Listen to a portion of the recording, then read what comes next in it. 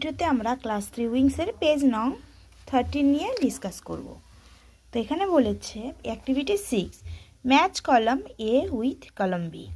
Dog dog হলো meat মাংস খায়। Cat cat fish and milk. Cow cow হবে green grass and vegetables. Goat goat হলো green leaves. Duck duck হলো seed and grain. Hen hen হলো aquatic plants and insects. Horse horse হলো হে।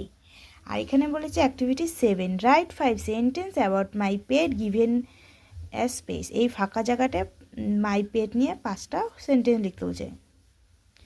I have a pet dog, আমার একটি pet dog আছে। ইট name is Rocky, তার নাম Rocky.